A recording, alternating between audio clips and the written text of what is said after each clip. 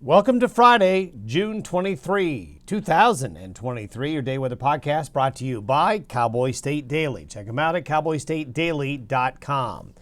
Well, we've got one more day of widespread severe weather to contend with before things settle down a little bit heading into the weekend. The shot from Eric in Highlands Ranch, Colorado yesterday, yes, that was the thunderstorm that ended up breeding the tornado in the Highlands Ranch, Colorado area near Denver yesterday. Lots of interesting cloud photos coming your way from another active day of severe weather across the western high plains and front range. And today we've got another round coming. Now there's going to be a slight eastward shift of the severe weather today. It's going to go further out onto the plains a bit as that Pacific trough begins to move, and will focus a lot of energy in a very large area north to south. We'll show you here in a minute where there's going to be severe weather again. But dry air punches in for some areas as we get into tonight and Friday. When that happens, rather tonight and Saturday, when that happens, we're going to have windy areas in southern Wyoming, parts of northern Colorado late tonight and through midday tomorrow as that system exits.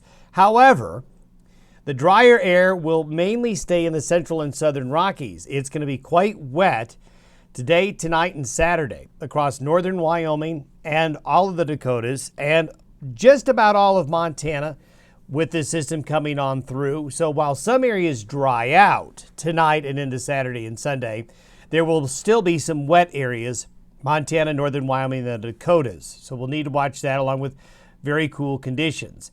Seasonal temperatures coming for this weekend and next week. Seasonal means temperatures close to your averages for late June, which means 70s and 80s for most of you. Pretty comfortable conditions, a little bit warmer, but certainly not hot.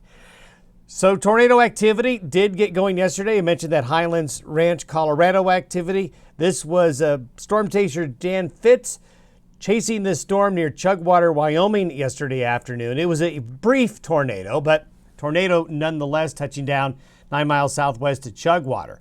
And then a lot of Mamatis cloud photos. This is from near Ryan Park yesterday, a very large storm going through parts of Carbon and Albany County yesterday. Quite a strong one, producing heavy rain and some hail.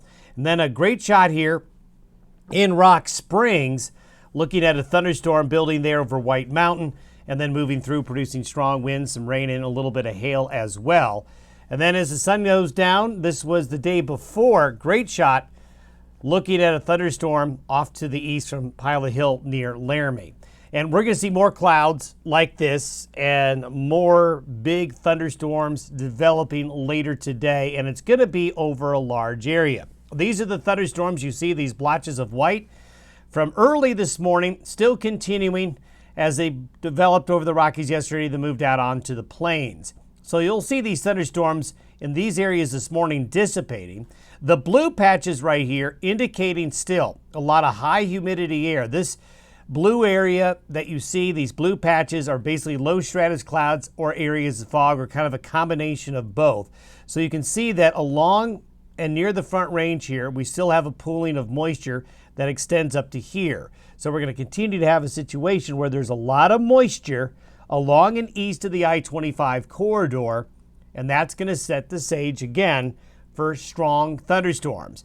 The pattern looks about the same as it's been for the last several days. A trough to our west, strong winds aloft right here, upslope moist winds coming here, and cold air aloft available coming in from the west. So it's essentially the same situation, just subtle differences today. And one of those subtle differences is a slight eastward shift, because this low actually now is beginning to move. And as it does move, look what will happen today. We'll see a lot of dry air get punched into the western slope of Colorado, southern areas of southwest, south central Wyoming, back into Utah, while there's a big contrast between dry air and very moist air east of the divide. So we've got a lot of pooling of moisture here, basically what we'll call a dry line situation that'll come off the front range, pushing eastward out into the plains. Daytime heating. This is a recipe for severe weather again today. And here's where the thunderstorms are predicted to form by mid to late afternoon and into the evening hours. And you can see that dry punch right here where the thunderstorm activity is going to be very limited, but along north and east of that boundary is where the thunderstorms are going to get going. Now, eventually that drier air gets pushed over the divide tonight and into Saturday in the southern areas. But the thunderstorm risk is very high. You can see this large area of enhanced ENH. This is the area where the thunderstorms are likely going to be their worst. There's going to be a very good environment for supercells, meaning very large, very organized thunderstorms. Now, you tend to have gaps in supercells where you'll have a long distance between them, so there will be gaps. But the thunderstorms that do develop in this enhanced area will really have a high probability of producing heavy rain, hail, and a high probability of tornado activity again. But it's another long swath, north to south, developing. Now notice it's not quite as backed up against the front range as the areas of severe weather over the last couple of days, as there's a bit of an eastward shift into the area. So a little bit further out into the plains.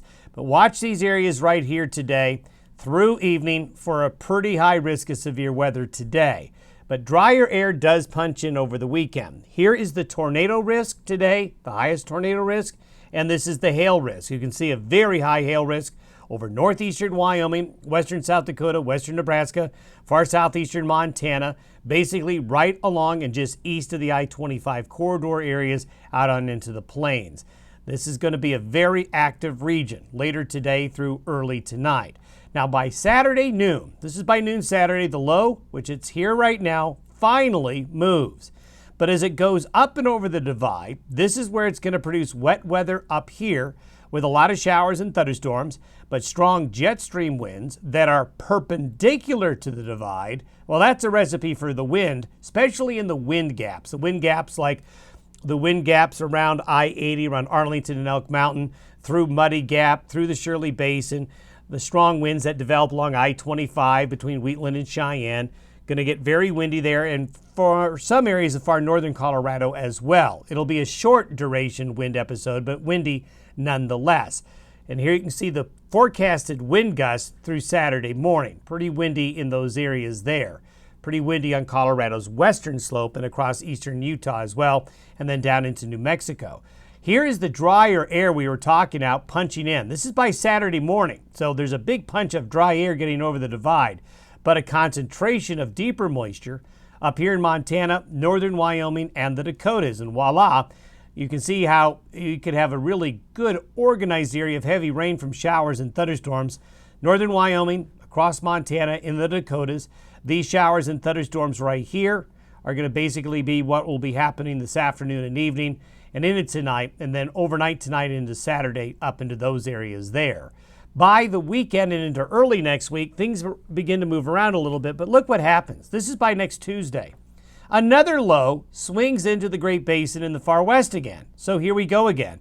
We're going to see the big hot high down here in Texas continuing, but a pattern that remains similar to where there's going to be more thunderstorm activity in the afternoon and evening hours of next week as well.